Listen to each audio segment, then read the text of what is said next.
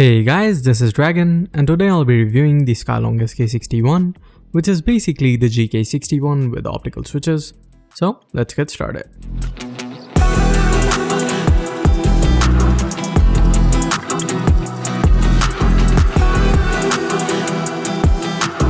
So full disclaimer, I'm not a keyboard expert or anything like that. I'm just an average gamer who loves tech, and I really needed a compact keyboard, but I also didn't want to go broke, so this is what I went with.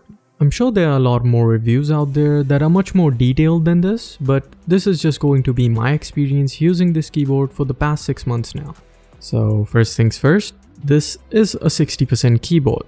So if you love your numpad, then this keyboard ain't for you, chief. But if you're like me and are tired of your full-size keyboard taking up all the space on your desk and want something better, then this is definitely for you. Before we start, I just want to let you guys know that this review is in 3 parts. First, I'll give an overview of the keyboard, then I'll talk about my experience using the keyboard, followed by a sound test, and then the conclusion. So if you want to skip to a specific part, the timestamps are in the description down below. With that said, let's get started with the overview. So here I have the white version of the SK61 with the Gateron optical brown switches. In the box along with the keyboard, you get a keycap puller, a switch puller, a braided Type-C cable, and an instruction manual for the macros. The design of the keyboard is pretty minimalistic. The keycaps are ABS, which yes isn't as good as PBT keycaps, but they're also cheaper, which is probably why they were able to get its price so low. And honestly, even after 6 months of use, they feel great to me. I actually planned on getting some pudding keycaps like the Glorious Aura, but after using these, I just didn't feel the need to change them.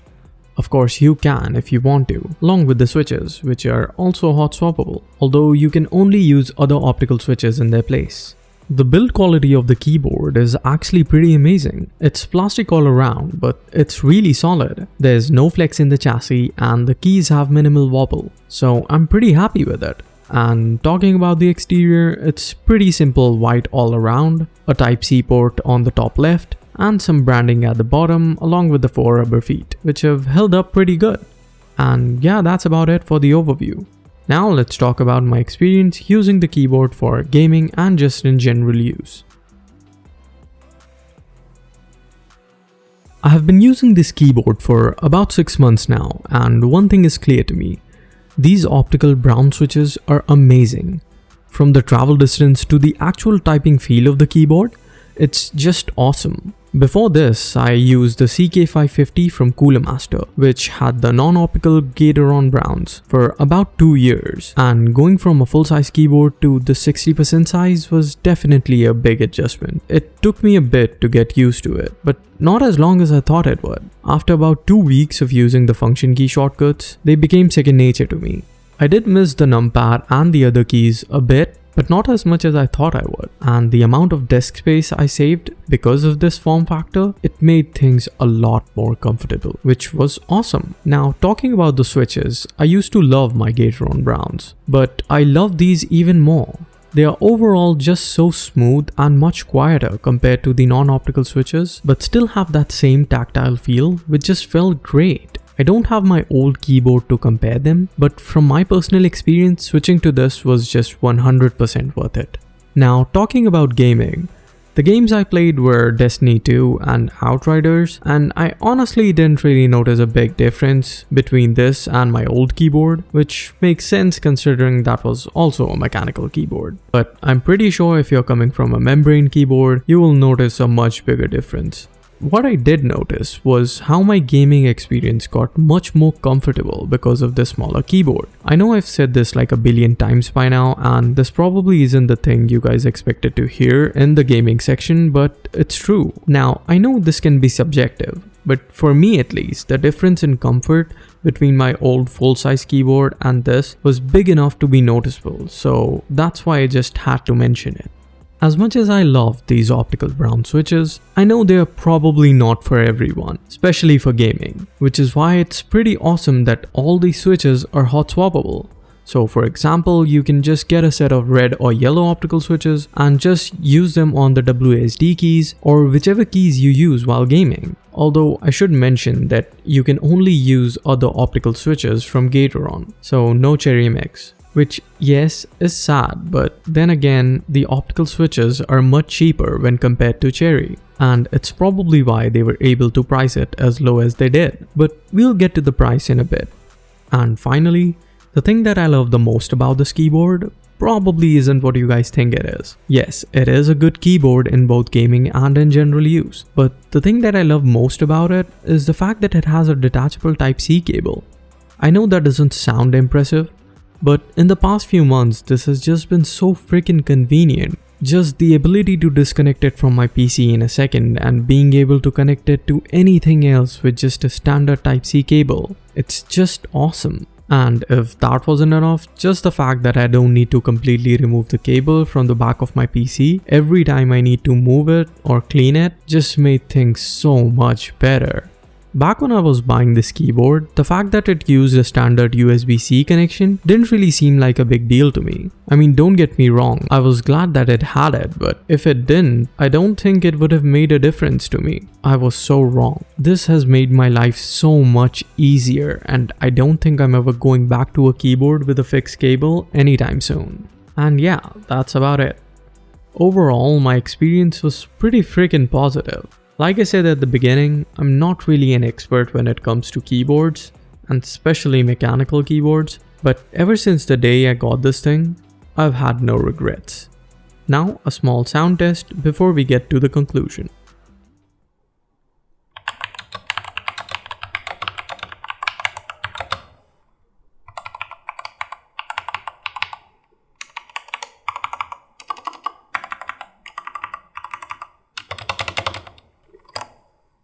Before we get started with the conclusion, if you enjoyed the video, please consider hitting that like button and subscribe if you really like the content. Now, let's get to the conclusion. In my 6 months of using this keyboard, I never felt like I made a bad call getting this. Not even once. And it's not just because of its features or its great build quality, but it's mostly because of its price.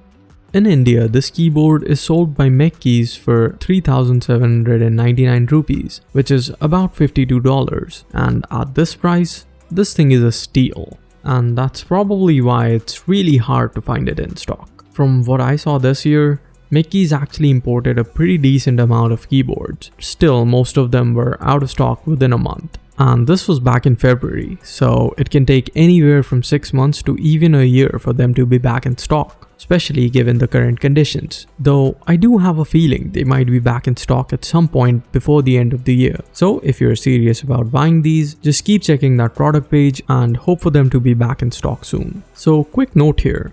When I was editing this, I checked Mechkeys and the pre-orders just went live for this. And not only is it going to be back in September, they also dropped the price to 3,499 rupees. But it says that it's a special pre-order price. Still pretty awesome. And if you know you are going to pick this thing up, I'd say just pre-order it.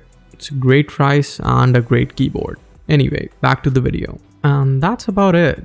Now let's just do a quick pros and cons before I sum things up. Pros: the smaller design saves a lot of desk space. The detachable USB-C cable comes in handy more than you might think. It has full per-key RGB. It also has hot swappable optical switches for that super low latency. And really solid build quality. Cons: the software really isn't the best. It's not bad, it's just really complicated, so I never really used it. Can only use Gateron optical switches right now, and the availability is pretty iffy.